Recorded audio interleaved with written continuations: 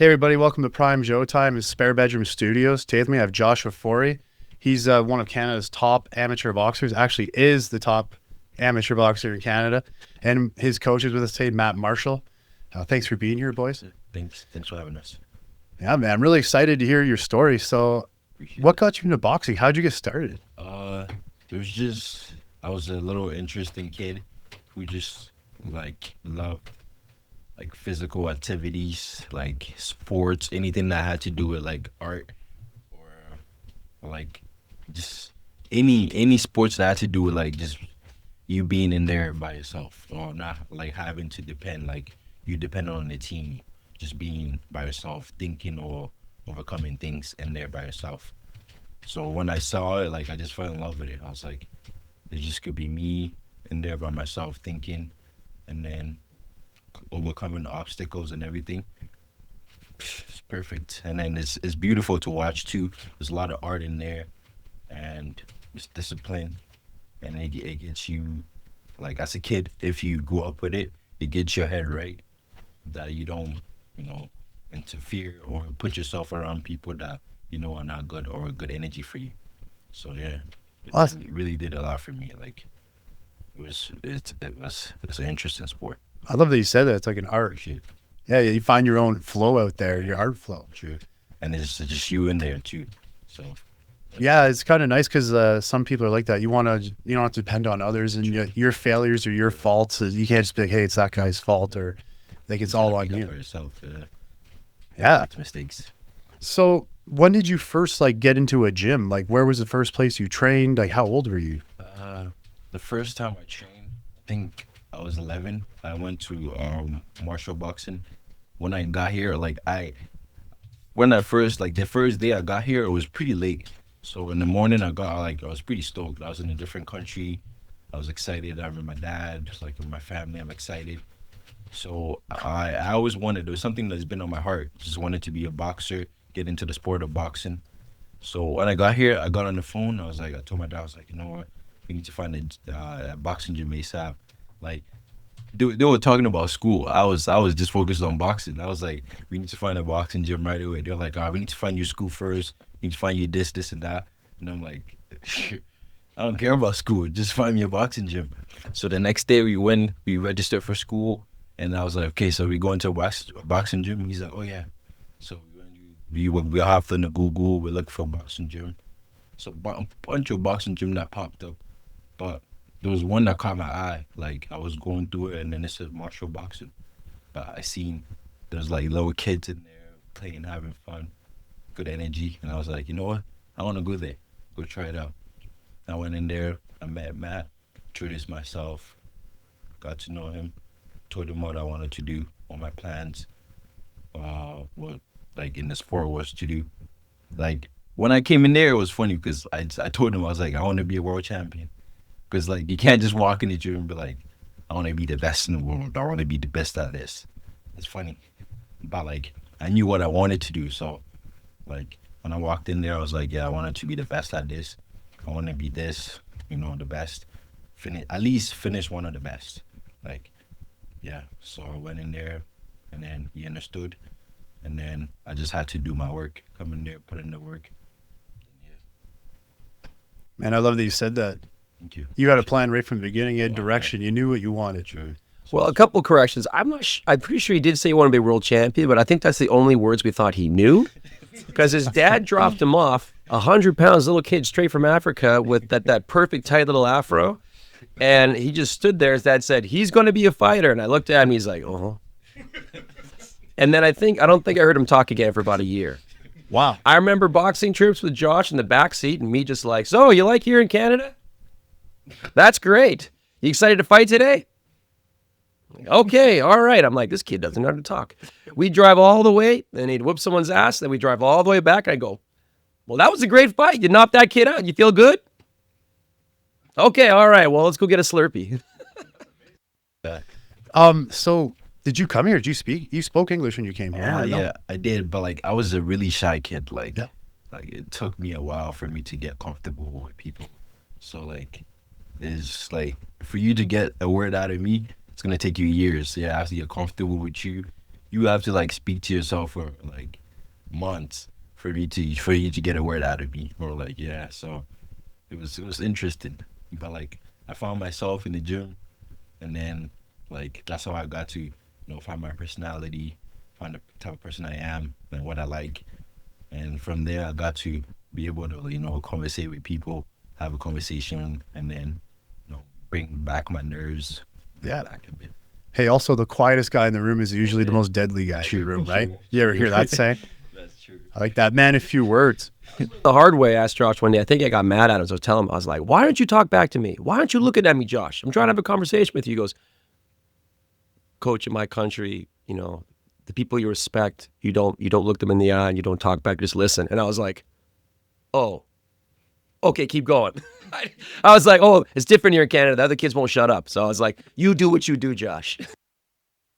Yeah, and that's kind of funny because like sometimes you'll hear people say, hey, you look me in the eye here. Like when I got in trouble, I was kind of, you look me in the eye when I talk to you. And it's like, it's even kind of like a sign of disrespect. That's interesting. Oh yeah.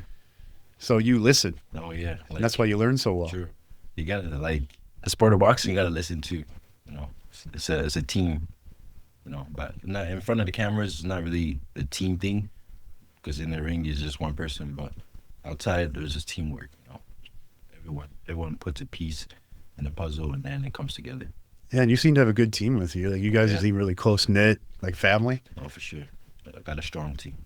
So you were pretty young when you started training. When was your first bout? Like how old were you in your first fight? I think I got in the gym 3 months. 3 months. Yeah, 3 months. Just when I got my first fight. Wow. I was pretty excited. I was scared too, because it was a really interesting experience. I got in there, I was excited. I was also scared as shit too. The kid came about me running. I was like, oh damn. But then like just the feeling, like the rush of energy that came into me, like I just loved it. And afterwards, like I was so out of breath, like I was breathing like a horse. But I just loved every bit of it, like the pain and everything. I was like, that's for me. Found my thing.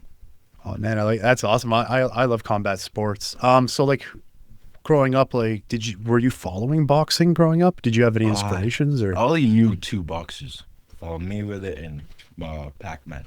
The only fight I knew was their fight. They announced their fight together. That was the only time I got to see their fight, and that was back in Africa too. So like I had to sneak out. It was late time, so like there's a lot of crowd too. So you gotta stand or sit on top of someone's neck to be able to see, because you don't really have the TVs like outside. But like I watched it, it was just beautiful. It's like 2 people, 2 greats in there, art and just like working with each other, and then it was just like showing different type of energy and then skill, and it was just beautiful to watch. And I was like, yeah, I just want to do this. This is mine. Yeah. I picked it up and I just ran with it. That was a really good fight, actually. I remember watching that. That was beautiful. Like everyone was waiting for it, and when it happened, it was just so big. Everyone in the world was just tuned in for it. I wish that Manny was a little younger though when he got in there. I feel like it would have been a little different. But Mayweather, you know, he's a jet. Give Mayweather his credit too. He went in there and he did his thing, because Mayweather, Pac-Man ain't no slouch. Like no. That's one of them right there. That's a champion right there. That guy's a savage, man. So boxing is a lot of sacrifices. Like, what's some of the biggest sacrifices you've had to make to do this? Like, you came from another country. That's quite the sacrifice itself, changing everything. I'll say time, like time with friends. I'll say fun too, like teenage years. A teenager, you want to go out. Mostly like you're like, oh, you want to live your teenage years having fun. But yeah, I'll say that. But like I don't think I'm really missing out on anything, because I feel like later on in life all that things will still be there. But right now I feel like I got something ahead of me that I want to chase, or a goal or a dream, or a place that I want to be at. So that's where my focus is at right now. So for those things can come later, or I could do that later. So I want to go for that. I can respect that. It does feel like you're missing out, but really in the end, you're not really missing out on anything, man. Like, his ability to kind of see the the big picture is pretty crazy, especially for a place where Josh came from, where it didn't have a ton. In that situation, a lot of people, like, they want to quickly go get a job, head up to the, you know, the old patch, make some money. Josh was young. I said, you know, you can make a real run at this. You have extreme talent. From the first day he was in the gym, you could just tell, like, he had athleticism, but also his desire to win was like, oh, it was almost over the top. That bell would go, but if that other guy, if Josh didn't feel like he got it, he'd keep going. A couple of times when he was young, we would deal with that. I'd be like, buddy, the bell rang. He's like, I had to give him one more, coach. And I'd be like, okay. Josh's desire to win, like, and is intense. And actually, quick add on that. I know he was talking to Jordan. I don't know if this is private enough, but I got to tell you, Josh said, I want to be a better year next year. Jordan said, what are you talking about better year? You're national champ. You won a gold medal, international tournament. You went to the Worlds, ranked 5th in the world. Josh said, yeah, but I didn't get that gold. And he was serious. And Jordan told me that. I was like, fucking kid. But that's why Josh is Josh. Yeah. Right? But he could easily, like, so many fighters, right? Like, you start fighting, you start training, you're like, man, I'm not making a lot of money. My buddy, he's working as a heavy-duty mechanic. He just got a brand new truck, went to Mexico with his girlfriend. What am I doing? That's really hard. People talk about, like, oh, you know, they think to be a boxer, you got to be tough to take the hits. Yeah, you know, the sparring's pretty fun. The gym is good. The training is fun. But then you see your buddy pull up with that F-250, and you see his Instagram pictures of him in Cuba, and you're sitting in the gym with your coach yelling at you to do, you know, another round on the bag, and you're tired, and you know you're getting another night of KD. To push through those years of that sacrifice, I mean, it's very impressive. And I've had so many, thousands of kids come in that gym and look at me like, I can make that sacrifice. And I go, right on. Not many of them can, right? To be able to actually put that sacrifice into action for years. And still, Josh right now could make, you know, he could do well if he turned pro right now. But he's making that sacrifice going for 2020 Olympics, you know? Come hell or high water, man's going for it. That was actually a question I had for you. Like, if you were going to try to be like an Olympic athlete and get your gold medal that you're talking about. Oh yeah, that's everything I wanted. Like, going to the Olympics, like that stage representing your country. Like, I just don't want to go there. I want to come back with a medal. That's one thing. I want to come back with a medal. I want to be the first boxer to go to Olympics and bring back a gold medal for my city, for my country. Like, that would be just amazing to me. That would be everything. That would just fuel my soul, and I'll be done. What's gonna happen, man? Oh yeah, for sure. And I'm excited. I'll make sure that happens too. All that work, sweat, all that pain we put in, the time and everything is gonna be worth it. Yeah. Well, I love how Matt was talking about all the sacrifice, and like, it is hard when you see these guys rolling, like, you know, their new cars and their trips and their nice clothes and everything, and then you're working your ass off. You know what? The sacrifice is going to be worth it, man. And what you do in the dark will come to the light, man. Like, all that training you're putting in now, it's going to pay off. Oh yeah, I'm excited. I'm stoked for it.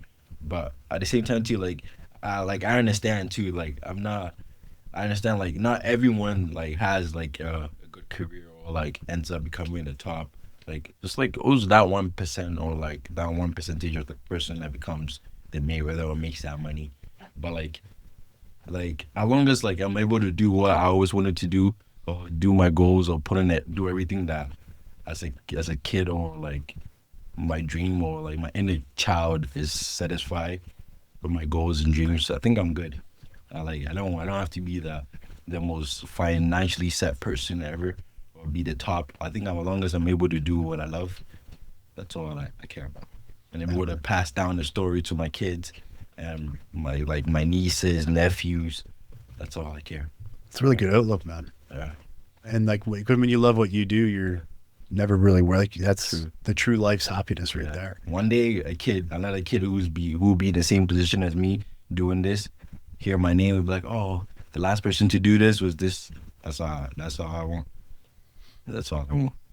So I love how you said that you found the gym. What drew your eye to Marshall's boxing gym? Like, was it meeting the coach? Like, just like looking through, like going to the websites, looking through it.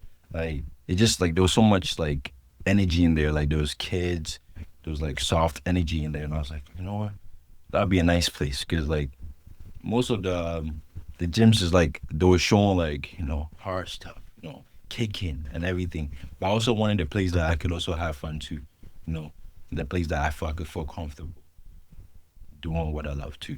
So yeah, I saw it and then it caught my eye and I was like, that's perfect. I went in there, a couple months, I fit in. I was like, you know what? That's it. I found my place, and then it's been up ever since. Yeah, you've been there for quite a while now. Oh yeah. And you're still very young. Like you're in your early 20s, right? I won't say young right now, but like, yeah. 21. Yeah. That's 10 years. Nah, I'm getting old, but like, yeah, like it happens. Time goes. Like, I didn't think time will fly by this fast. Like, it's crazy, but I'm excited. And then I feel like this year, like, I found so much confidence in myself last year with the internationals and traveling around that I feel like now I just have to go in there and just have fun because I have to enjoy myself because I don't have that much time and time is going by fast too. Because I just got to enjoy my journey and then just have fun doing what I'm doing right now. Yeah, that's how I just care about. Yeah, man. And the importance of having your team and sticking with your guys. Yeah. Because like if you'll see, like I think the downfall to one of my favorite boxers ever is Mike Tyson. Yeah. Like right when he left that team, I think it was Jimmy Jacobs was his manager, and when he started surrounding himself with the wrong people, man, the wheels just fell off. Yeah. Like I think staying with your guys, your people who actually care about you. Yeah. Because if you surround yourself, like you said earlier, with the wrong people who don't care about you, they don't have your best interest in mind. Like, I think that you have a great thing going, and having that since a young age, man. I appreciate that. Like, I think it's a really good thing you guys have, and it's awesome to hear that. I'm happy that you guys have a good relationship. Oh, yeah. I'm lucky to find these people too. Like, it's crazy. Like, I won't be able to do this without them. Like, I don't know where I'll be right now. It's crazy. Yeah, but yeah, more to come, and then more to prove. Do you have anyone who's like one of your favorites right now, or as like, a boxer? Yeah, like anyone boxing-wise? who you think was like the biggest inspiration, like worldwide, the vault, like Muhammad Ali, Mike Tyson, Deontay Wilder, all these amazing guys. I don't really like to like want to be like somebody or like compare myself to someone. Like, but when we talk about journey wise, I would say a boxer that I enjoyed like their journey or like had a good journey that I think that I want my journey to be like a bit similar will probably be like Crawford. Yeah. Oh yeah, he's a beauty too. Yeah. Didn't he just retire? Yeah, he just retired too. Yeah, well, good for him, man. That's awesome. Yeah, one of the greats too. So yeah, well, that's what I want to do. Yeah. So your typical week for you, like, what does it look like? You were just saying, like, you're not out drinking, you're not out partying. Like, how does a week look for you, Josh? Like, mostly we do 2 sets of training a day. So like my first morning routine will be probably like a run or like a training session with my coach. And then later down, like in the nighttime, we'll have another session, and that'll be with the team. And then just like teamwork, sparring, like just like back to the basic stuff, like just consistently working the basics, and then just keeping it in the head. So they just changed your weight class, I was Yeah. told. Like, I was talking to Jordan about that. So you were fighting at light heavy. Like, and then now and you went up, or did you go down? I went up. Yeah. So how was that? Like, so is it easier now? Are you cutting weight still to do that, or is it easier now to make weight? And do you like it? I'm not cutting weight anymore. It's more easier because I now have to cut weight, and I go in there and fight fresh, and I have more energy, and I can show more. But yeah, I think like later, like I feel like the competition level here in Canada is not really what I'm looking for, but international wise. But because there's height and there's reach, but there's also like pros that I have to, like as a like short limb fighter, like my punches will come out more faster, and then I have more speed too. So like my punches will be able to touch you before you reach me, and by the time you clock your weapons back, you probably already took like 5 combos or something. So I think that would be like a good advantage for me, the speed and the movement and everything. I get it. Josh won't sing his own praises, so we got to do it for him. Like last year, it was a big deal getting Team Canada. That was a goal for a long time. The last time we had a male from Alberta as a national member was maybe like 10 years ago. And then the last time we had the one from Edmonton was like, we couldn't figure it out. We were like, maybe it was Scott Eels, 1992. Yeah, Jason Smith. Yeah, so it was big what Josh did last year. This year he went, and you see, he talked about his confidence growing, going international. Well, this year he went up a weight class and went to nationals, and three of the 4 fights didn't go the distance.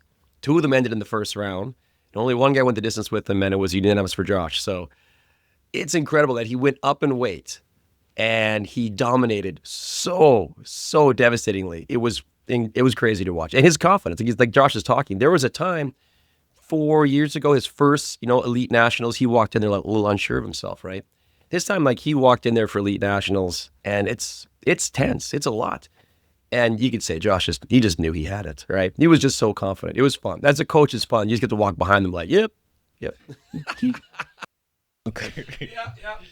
It's got to be great seeing people develop and like come out of their Yeah. shell, man. Yeah, it's crazy. Like, it's like with my teammates, like you can see kids come to the gym like for like they start a month and then couple 6 or 3 months, you see how good they improved, like how far they got, and like it's just amazing, like the art of boxing and how just putting time into it can just make you progress, and just your mind and everything can just be stronger. Yeah, I can attest to that. Just how much it changes you. Like I completely changed from who I was when I started training at these gyms, these martial art gyms. Got into a little kickboxing, but the jiu-jitsu it really gave me confidence, man. Like I was lacking confidence in my early 20s, and I was like, man, I just rebuilt my whole self, and it really humbles you when you know that there's some dangerous people out there. Yeah. You're like, wow. Yeah. That's true. Yeah, man. But then when you find out like all those dangerous people, you're one of them too. That you're like, when they're talking about those dangerous people, your name is in there. So you're like, you just walk around with like, a big head, like, but like at the same time too, also like, like also knowing, staying like level headed, that knowing that like there's just more out there to chase for. So yeah, still waiting for that. So when you're doing these 2-day sessions, Yeah. like, do you love to hate some drills, or do you love the hate whole every thing? bit of it, but yes, it's a love and hate relationship with the sport, and I'm not gonna sit here and lie and say I love this every single day.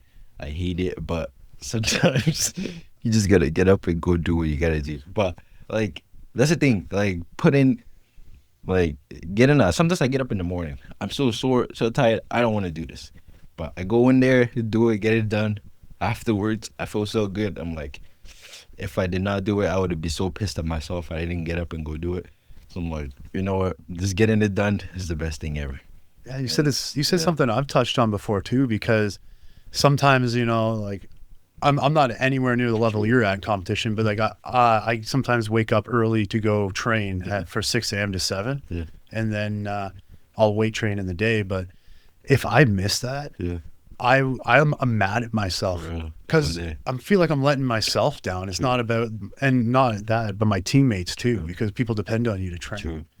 I'm just like, man, I'll get like, what did you do, you lazy? Like, hit the alarm. It's like, hit the alarm or go in there and get it done, and then you feel great after it. You get such a good feeling. Yeah, and it's like mostly like a release of like some type of chemicals in your brains too, because then you feel like you have more energy for days. And I know those type of days, I'm gonna have the best like training session ever. Like that day, like it's gonna be a fun day.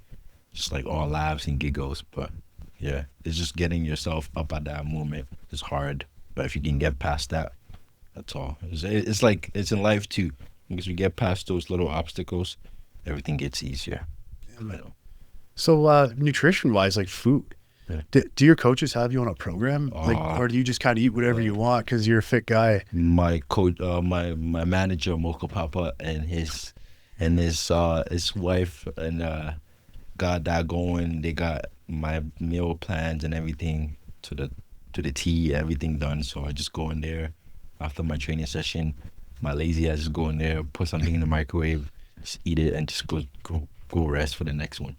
That's good, man. And you're Just eating my pretty life easy. clean, Oh, pretty yeah. healthy. Oh yeah, no salts, everything clean, and then just Okay, that's good, man. That's so important. People don't realize how important Oh, what you put yeah. in your body is. That's the thing too. Like, this sport's already hard.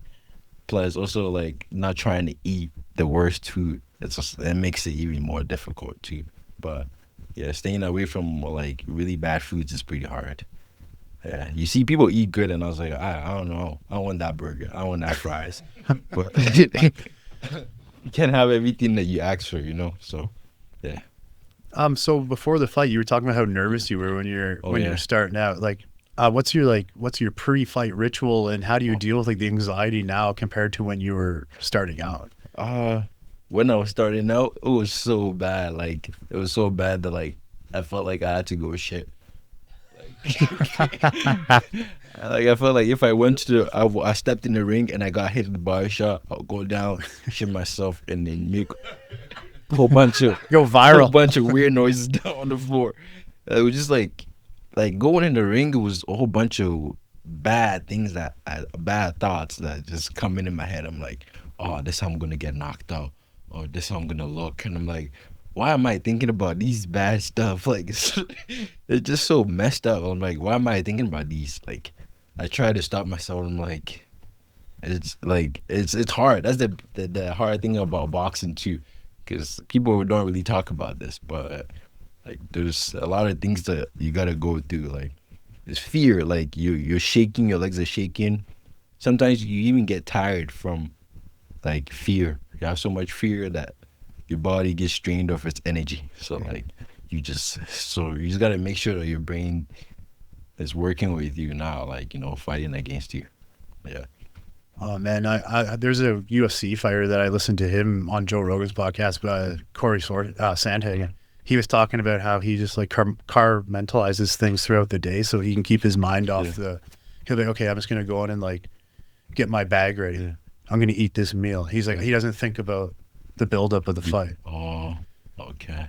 Yeah. That's like, but I like to like you said on that topic. I like to like play games too. Like before a fight, like I like to go play Call of Duty. Like games I know I suck at. That I know that I'll get killed in like 2 seconds, and then I'll get on there and like doing that over and over. It would just kind of make me calmer. It would just be like, you know what, it's okay, and I'll just keep doing it over and over. Yeah. Yeah, and you'll see like some of the dudes just jamming out with music or whatever, like just like laying. Some guys like sleeping on the ground. Oh yeah, that's what I do too. Just put my head on my bag, put my headphones on, put a towel on my eyes, just go to sleep. Man, you got to have your ritual, man. For real.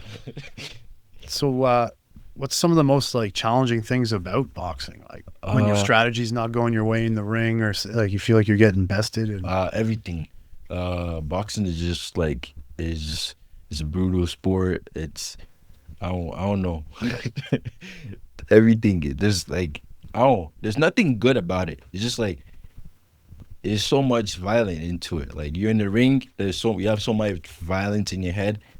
Like what you think and that like the violence plus art together, like making those two sync together, I think is what, like, if you're good at that, was what's gonna get you far.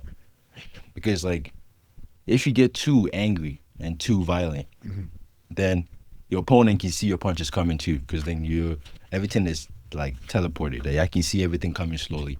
But if you have that violence and also like a little bit of merciness, like not trying to hurt that person like crazy, you kind of get into that zone that everything just kind of like all fits together like a little puzzle. Yeah, no, that makes sense. So like over all your fights, I was just told I was wrong with these stats I got off the internet here on you, but you've had over 100 fights. Yeah.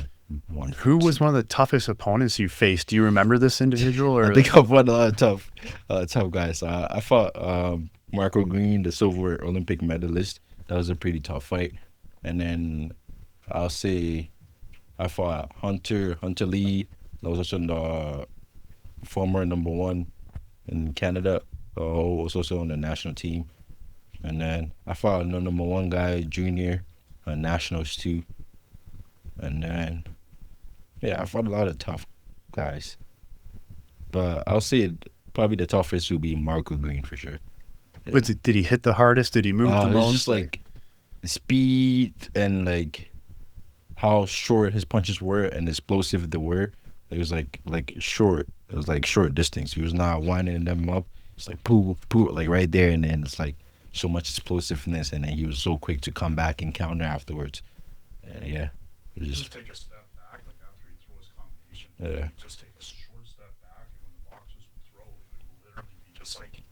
right at the end, and then just And then as soon as that guy's hand was coming back, Marco would just come right back in, and it was just, it was. Everybody was just kind of awestruck when they were watching this guy. yes. I've never seen anything like it in person. Yeah, it was pretty crazy. He came down. It was an Alberta tournament, and Josh was just turned, I think, 18 or 19, just became an elite. And someone from BC invited this fella down. He just won gold in the Continentals, became a silver medalist at the Olympics, and he was in Josh's weight class. And it was the first fight.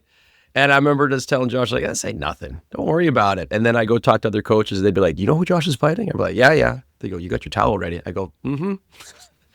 You know, and it was what it was. You can't, I mean, and I'm not the kind of coach to be like, nowhere. Like, we knew what we were in there against. And the day before, he actually, a really good fighter from Canada. I mean, Marco really hurt him. And I was like, oof. But Josh stayed calm. He went in there and Josh gave him a great fight. It was close. And the thing is, Josh was so young and still so new. And to step into this level, Josh was calm. And I remember Marco came out of the ring afterwards. He says, wow, so this guy's going to be a champ. He says, this guy's going to be a champ, that I could tell. And yeah, Josh was really young at the time. That was great. I mean, there's big moments where you win, and that's important.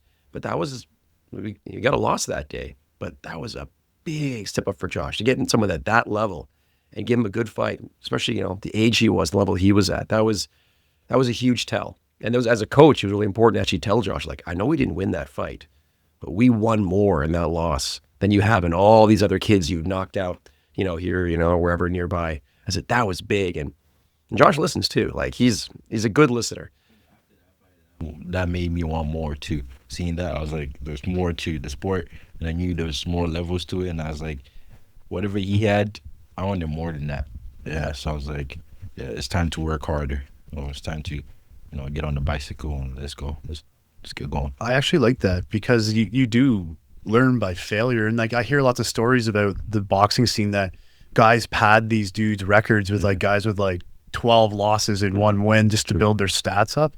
You're actually fighting the toughest guys. You're not just looking to get the easy win.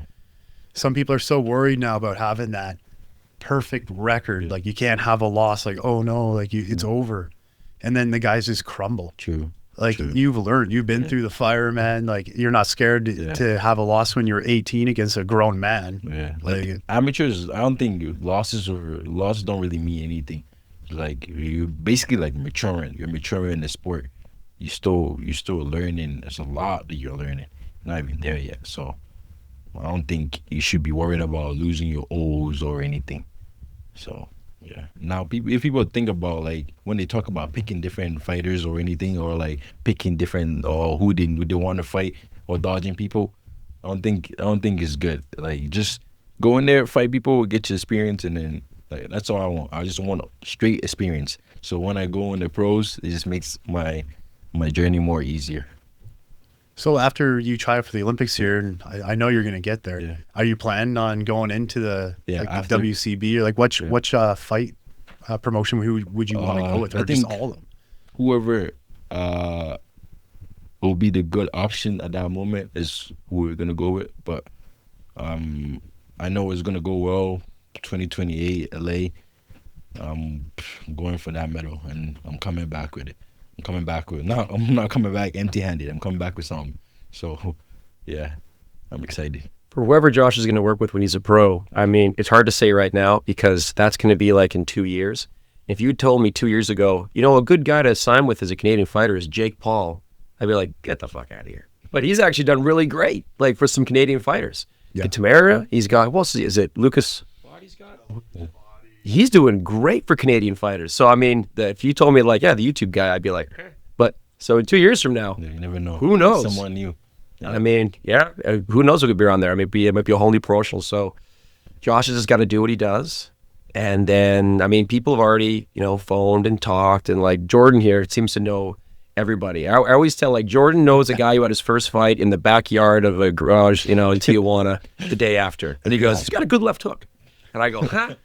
Jordan knows everybody. So when it's time for that, I mean, we'll just chop around. And what's important for Josh, like, I just had a pro fighter last night come to our gym, and he wants to, sign on with us. And it was great. And I just told him, I said, okay, just want you to know my methodology, my philosophy is I want you to retire happy, healthy, with some money, and have a great life, whether that's you're a champion or whatever. But, we're not going to throw it to the dogs. I'm not really interested in you getting the crap kicked out of you and getting hurt. I want you to be healthy, successful, enjoy the sport, make some money, live your life. And for Josh, it's the same thing. It's whatever. He'll sign with whoever makes sure that he gets paid, he's healthy, he gets the right fights, he stays busy, and that's what's important. Yeah. That is super important. I love how you said that, being healthy and happy after, because you see so many greats just like they're left in shambles at the end of their careers, and they have nothing to show for anything after years of sacrifice and taking hits, slurring words. Like that's very good of you to be like that. It shows you care about the guys that train with you. And of course, you want to have a happy life after too. Like, you want to enjoy your family and your grandkids, and if that, if all that comes to fruition. Yeah. So we were saying that. What else do you enjoy to do other than boxing? What do you do in your downtime when you have any? I like to draw. Just do like my own sketches of like book. I have like a little sketchbook that I draw stuff on. Just draw little things, little funny things, like cool, like I say, like old school like cartoons that we grew up with. And then let's say like I'll like make like our new school fashion clothes, and I'll put it on them. Some give them like a gun or something, just like something to make them cool with some chains, just like things like that. I grew up watching Dragon Ball Z, man. I don't know if you were ever into that. Oh yeah, that was my that go-to. was one of the cool anime too out there too. You still watching the new animes though? You watch any new animes?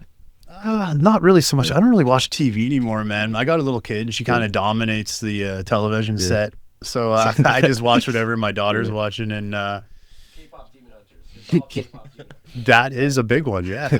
that's one of them, man. There's so many like shows. Like YouTube's really big, man, with like kids and stuff. I don't know. Yeah. I mostly watch YouTube now. I don't really watch regular TV anymore. No, man. It's expensive. I don't know. I don't know. This year, like, I'm kind of going out of games a bit. I haven't even turned on my game in a bit. Like, it's weird. I think it's because you're so focused. Like, I tell guys all the time, they're like, hey, what video games do you play? I'm like, well, I go to a real life video game 4 nights a week. I'm doing jiu-jitsu, man. Like, I'm in the weight gym. Like, I'm trying to build myself. I want to get that black belt. Like, I'm grinding, man. I want to win that IBJJF like tournament and get the gold medal just like you, man. Like, I want that. Of all your like accolades and awards, though, what's the most prestigious, in your opinion, championship or medal that you've won in boxing? Or is there a few of them? The World Cup Challenge, yeah. And then was that where you knocked the guy out with the body shot? You sent me a clip and you dropped that guy with a nice body shot. The World Championship. Yeah. Yeah, you sent me that. How quick was that? 41 seconds. I'm not sure. Yeah. I think about that. Yeah. Jordan knows it all, man. He's the go-to. Yeah. 1 minute and 41 seconds. Yeah. That hurt me watching that, man. I was like, damn. I'm like, oh, because those body shots hurt. Like, if you're gonna hit a spot, do you prefer? Like, do you think it's the head, or are you going for like? Do you dig to the body? I think it's the head for sure. But I didn't really hit him in the body. I hit him in the head, but it just looked like it was to the body because he was a southpaw and it was like a little weird angle. So I had to like slip to the outside and then come up. So it looks like I thought it was a body shot because the way I slept. Yeah, I slept to the other side, so his hands was right here, and then it kind of came over his chin. But yeah, because like he's a southpaw, so he threw a jab. And I went on the other side and then just hit him here. So it kind of looked like it was here, but it was not really. Do you ever switch angle. between like orthodox and southpaw? Like Oh, you were yeah. talking about Terrence Crawford. That's something I like to do. Yeah. I just train a little bit, but like I remember I was training and one guy's like, hey, don't be doing that. Yeah. Because my footwork was all terrible. Like I was all over the Yeah. place, but Yeah. I just found that I could just switch up no Switch, problem. I yeah. just didn't have a problem Yeah. doing it. Like, do you do that? I do that, but I did that, and then last night, I think 2 days ago, I tore a muscle on my back or something. So now I'm handicapped now. So we'll see. We'll see if I'm able to keep continuing this. But yeah, we like switching styles, switching stances is not a bad thing, but it depends. If the fighter is really seasoned, and like you switch stance, because when you switch your stance, like it throws your timing off in your head. Like physically you did it, but like in your mind still gotta adjust to what you just did. You just switched into a whole different style. So your mind getting adjusted to that. If someone gets on an attack right away, whilst you are not, in the zone, he could get you off guard or knock you out or something. So you just don't want to do it on a risky set. Like you want to make sure you have your distance whilst you're doing that.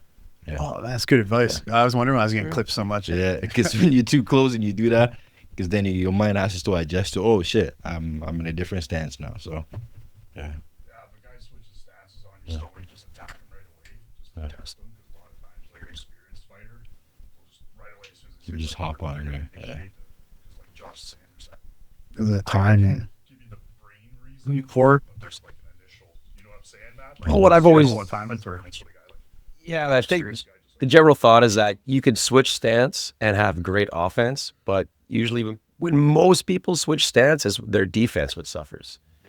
It's because they're so comfortable when the pressure gets on and the punches are thrown, being in your normal stance and defending and catching and moving. But when you change stance, you might have a great shot. You might be a little, might be able to throw someone off because you're throwing an awkward punch. But when it comes back at you, you're not as comfortable and as quick as used to defending. So it's like talking like Crawford. The thing is, like, he did switch stance, but he was so like, He took I don't know. he took like rest, like he took like rest, like period rest. Like let's say like if he switches his stance, like the first round, let's say like 12 rounds, in the middle of the round, like 3 rounds, like round 3, and he's in the southpaw position. Like I don't think he will switch until the person is not as close, because then he can just switch and then get his flow back. That's when he walks back in. But you will never see Crawford in the middle of the pocket switch into a different stance and then work. It doesn't work. He stands in a safe zone, mid range, and then he switches, and then he gets into his groove first, and then that's when he gets into. Yeah, that's a really good point. Like, yeah, he's not flying around switching Nah. stances. Like anyone that's actually good at that, it's not like they're standing orthodox and they jump forward into southpaw, then walk back in orthodox. They'll fight in that stance, and then for whatever reason, if someone's circling a certain direction or if they see a weakness, they will change and maintain the fight. I guess you're right, Josh. Yeah, he's not like, as a coach, it's tough because you get people come in, they'll kind of like, I like to switch stance, and as a coach, I'm a big believer in let's be really, really good at something instead of kind of good at two things. But if you're gonna do it, like, and I'm a big believer, like I'll give you all the knowledge I have, but at the end of the day, you're the artist. You're creating you're painting the canvas in there, right? So you've got to make the magic happen. So whatever works for you. But that's actually a really good way to put that, Josh. Yeah, you want to switch stance, okay, but don't do it mid exchange. Oh, yeah. Don't do it stepping back. I mean, it's out of cool. It's exchange. cool to be like ha, Yeah. but it's not realistic if you really think about it. Ha, you're dead. Now you're knocked out. Like, what the fuck? You can't really like switch in the middle for exchange. Yeah. Yeah, they do it, but like they're still keeping the mid range though, because Cubans still fighting them. They fight in long range. So yeah, they'll be like they do the Muhammad Ali shuffle and mid long range, and then they'll get back to it. But even like what's his name, Andy Cruz. Yeah, he used to do that. Yeah, he would stand there and then mid range, and then he would switch, and then he get back to his groove. He's already got a world title fight. And Yeah. 5 pro fights. Jeez. Yeah. Wow, Those guys, those amateur core guys like that They have like 300 fights, right? Olympic gold medal. holes. Yeah. You can move along pretty fast, Yeah, But they have he's not. predictions. He's a really like really potential talent, really good fighter. But I don't know, like his amateur style transitioning into pros might be different. Yeah. But yeah, because like in the pros, you need power. You need to get people to respect you. What are your thoughts on the bare knuckle scene, bare knuckle fighters? What do you think of that? That's yeah, that's free concussions if you want, like a free ticket to to your grave. But if you want to do that, hey, go do you. But I don't think so. I don't think hitting someone with your bare fist it's a usual thing. I don't know. But I don't think you should hit anyone with like bone to bone contact. But yeah, why don't you just do boxing?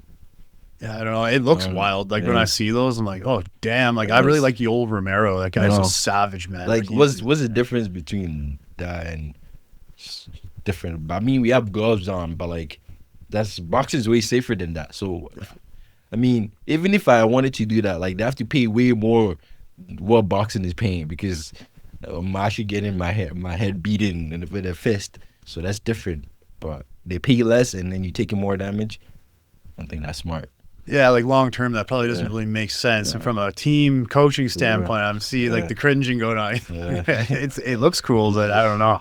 I respect all combat sports. All combat sports are awesome. They all have their drawbacks, right? And there's danger in all of them, right? So, I mean, we've had guys that do bare knuckle come in and train, in our gym a little bit, and that's, I mean, I respect everyone. We've trained guys in kickboxing and Muay Thai and MMA and bare knuckle and we help everyone we can. Like my specialty is boxing. Like our gym is just boxing. And I always tell them that. I say, I'll teach you what I know, but like you have to adapt that for your particular sport. Bare knuckle though, I mean, in the end, a lot of these like sports are, it's entertainment too, right? Like if the people have the desire to watch guys fight bare knuckle, it's something that's raw, they want to do it. I have power to them. Again, I like boxing. I like to watch boxing, I like to coach boxing, but I mean, if it's popular, it's great. I mean, I remember MMA coming in, a lot of old-timey boxing coaches are like pretty down on it, but I was like, it's just a different sport. It's a great sport. I mean, you just got to find out what you're best for, what you're built for, what's, better jiu-jitsu or wrestling. It's just, what are you better with? What do you flow with? What speaks to your heart? Yeah, that's fair. Yeah. That means there's a lot of sports out there, so you can't really be lazy and sit on your ass. Go be a slap boxing. Go be a slap boxer or something. Yeah. I mean, there's a lot of sports. There's a lot of sports coming out. There's car wrestling. There's just like phone booth boxing. There's a bunch of stuff. It's like five guys against five guys, and they all fight each other once. That's nuts. Some guy jumps in a guy's back. Bro. Yeah, that one I'm not so sure about, but hey, whatever. It looks fun. Do you have any aspirations to try maybe get into MMA one day or like wrestling or anything? Oh, just one. Muay Thai. I think Muay Thai is pretty cool. Oh yeah. Like kicking elbows. Yeah, but it's also like. I remember when I used to when I was a kid, I used to watch a lot of Van Damme movies, and I watched like Van Damme versus Tom Po. Yeah, and that was my favorite. That was one of my favorite scenes. I love that scene so much. But like from there, like that's when I actually wanted to do like contact sport. I wanted to do sports. But that's one thing I wanted to do, but I didn't know like what the difference between boxing and kickboxing was, or Muay Thai was. But that was sick. Yeah. You never told me that. Your inspiration was kickboxer Van Damme. You never told me that. Yeah, it's like Van Damme. Like I always watched Van Damme. Van Damme was sick. And then Tom Po was kicking the wall, and then he broke the wall. I was like, oh damn, I want to have shins like that. But yeah, it was pretty cool. Yeah. So I think Muay Thai will be pretty cool. Yeah. Yeah, you probably transition well into that. Like just the art of the 8 limbs going there. There's a lot of good gyms, like too, a lot of good guys. Like you coach guys who've done it. Like a couple guys I trained with, like Shane Campbell. He was sweet, man. He was world class. Like he's a kickboxer. And then there's also Braden Spartan. He's around here. I'm gonna have him in here sometime soon. But that'd be cool, man. But you grapple at all? No, I never really. I wanted to. I kind of want to learn a little bit of wrestling too, to kind of add to my game. with That'd be a good boxing, base. yeah. But I see it's pretty cool. I see people do it. Grappling that have you do when you were in Kazakhstan? In Kazakhstan, most of the training was involved with grappling too, just trying to get somebody off the bag, touching people on the floor, you just wrestling moves, and getting someone's leg, getting their hands off. Yeah, that's a lot. Most of and doing wrestling drills. Yeah, I think that mostly the movement and the drills they got from wrestling stuff, old school wrestling. Oh, that's cool. Yeah.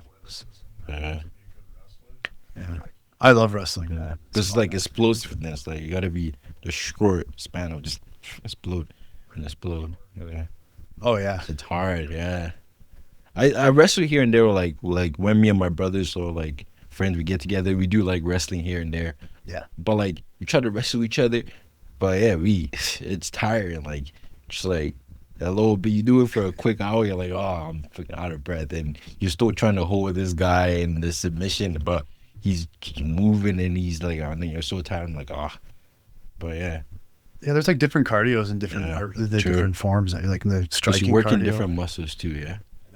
We do a grappling day of training about once every week and a half. And that, for all the boxers, that's the toughest day of the week. We're grabbing, it is fun, grabbing, we're pushing, we're pulling, and some of the stuff Josh Pepper up in Kazakhstan and things we've learned from other wrestling coach and MMA people and specific boxing type grappling. That day, for the boxers, that is the most just punishing day because your body aren't used to it. But I really do believe even though there's not supposed to be a lot of wrestling and boxing, maybe there is. You're head to head, you're pushing, you're getting shoved. I mean, and I always think about too, one of Josh's biggest wins, I thought, was he fought a guy, his first time in Team Canada. He was a former Olympian, the Australian named Callum. Yeah, Callum Peters. Callum Peters just pressured Josh, and Josh able to box, but lost that split. Saw him again at the Worlds, and this time when he pressured Josh used his physicality to outbox him, but then when Callum tried to crowd him, Josh wrestled him back. And oh man, good fighter, Callum Peters, really good guy, but he was pissed because Josh was getting his work in, and then when he was trying to do his inside work, Josh out wrestled him, pushed him back. And that's just a good example that even a Josh, who I would call he's a boxer, he's a slick boxer, counter puncher. He used his wrestling to shut down the inside fighter. So yeah, those days in our gym when we do the grappling, everyone's exhausted. Different work for boxers, but man, it's important to be comfortable because I've seen such good technical boxers get in there with someone with maybe even a lot less skill, but will shove them, grab them, push them, throw them, and it'll take you right out of your game. Yeah. So you got to be comfortable in that space. Yeah, it's definitely tiring. Oh, yeah. I think the drills that we do boxing will make you want to hate one of their teammates because there's one of them doing it. One of them has the pads on and he's just following you everywhere. He's being a dickhead and just coming at you. And at the same time, he wants the best for you, but at the same time, you hate this guy. Why is he making me work so hard? But then you got to do it. But he's just coming at you, running at you like a sick person, just fucking. I'm like, and then you're mad. You're like, you got to turn and hit him. You got to be mean. But then the harder you hit, the more your energy is going away. Yeah. So you're like, fuck, it's just emotion. So you got to make sure you're not using too much emotions. Otherwise, you're going to drain all yourself out. So you're just yeah, it's hard. I hate that drill. It's that video game drain on the energy bar there. I hate that right there. I don't like that drill. But it came in handy for sure. Beating Callum, and yeah, we see him again in Commonwealth, and we do it again. We'll beat him again. Yeah, man. Yeah, he's not beating me again for sure. It's time for the trilogy, right? When someone beats me once and I beat you, there's no comeback. No. From there, I got you in my pocket. That's it. Yeah, man. It's from me. It's me all the time. Well, Josh, man, I want to thank you, Matt and Jordan, for being here. It's been really great chatting with you. Good luck. I know you're going to make that Team Canada. You're going to get that medal. Yes, sir. Just to leave the show off on for the audience here, what advice would you give to a new person looking for a gym and starting out in boxing as a new beginner? I'll say new year, new goal, new dreams. Sign up for boxing. You see, search up any boxing gym near you, and then get into it. Call them, sign up, into it, work out, and get in shape. You know, you can have different goals. You want to have the best body this year. You wanna have abs. You wanna have whatever. You wanna have abs on your head. We can get you that. Whatever you want, we have that in our gym. Come over. We'll sort you out. Well, also make sure you hit up Marshall's Boxing if you're going to be looking for a boxing Yes, gym. sir. That's right. Yeah, and put your time out wisely. You know, do something efficient. You know, go out there, exercise, do something. Yeah, man.